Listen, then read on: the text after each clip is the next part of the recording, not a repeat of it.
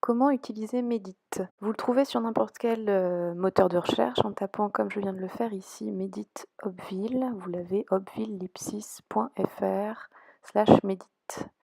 Medit est un logiciel d'alignement de texte développé en collaboration avec l'équipe de l'ITEM et du Lipsys sous la direction du professeur Jean-Gabriel Ganassia. L'idée, c'est donc de comparer deux textes, soit dans des versions différentes, soit pour étudier des réécritures. Nous allons faire ici la démonstration avec deux versions de Don Juan, une de 1682, l'autre de 1683. Alors sur l'interface en ligne, vous avez deux possibilités. Vous pouvez d'une part aller directement charger les fichiers à condition qu'ils aient été d'abord enregistrés au format TXCT et encodés en UTF-8. Donc dans ces cas-là, vous faites poursuivre, vous allez les chercher dans vos dossiers. Vous pouvez aussi copier-coller directement le texte dans les deux encarts.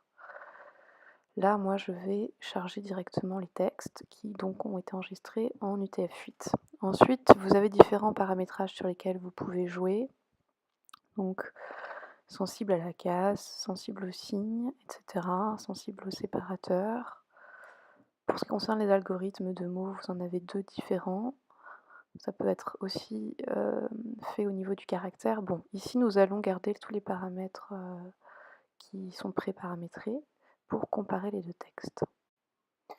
Il faut être patient, ça mouline un petit peu, mais on finit par obtenir cet affichage des résultats. Donc vous avez bien vos deux textes avec des surlignages et des codes couleurs. Vous avez sur la droite l'explication de ces couleurs, avec en bleu remplacement, en vert des insertions et en rouge des suppressions. Pour en savoir plus, vous pouvez cliquer sur le petit i d'information qui vous donne donc un petit peu ce détail des catégories qui ont été choisies lors de la programmation de ce logiciel. Alors, vous pouvez bien sûr faire défiler vos textes, mais ce qui est surtout intéressant, c'est que vous allez pouvoir sélectionner un passage qui vous intéresse en cliquant directement sur un tronçon de phrase et le logiciel va automatiquement vous aligner le tronçon correspondant, celui qui lui est commun, dans le texte d'à côté. Donc, vous voyez bien que tous les textes qui n'est pas surligné, c'est le texte qui est commun d'une version à l'autre de Don Juan que nous avons là en face.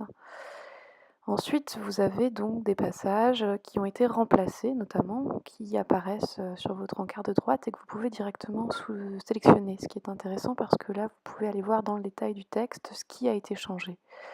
Par exemple, ici, devenir, demeurer, vous appuyez directement sur le remplacement et le logiciel vous aligne les deux passages où vous voyez bien que dans la phrase qui est commune, le verbe devenir de la première version est devenu le verbe demeurer dans la seconde version, etc. Vous pouvez comme ça donc aller directement sélectionner les modifications que le logiciel repère sur l'encart de droite. Vous pouvez bien sûr faire la même chose pour ce qui est des mots qui ont été supprimés.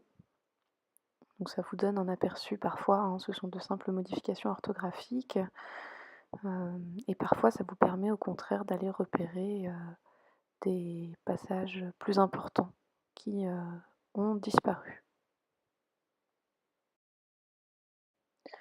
Enfin, vous pouvez bien sûr enregistrer vos résultats. Donc vous avez la petite disquette en haut, soit vous enregistrez intégralement la page et les dossiers sous-jacents, soit vous pouvez aussi enregistrer directement en fichier Word.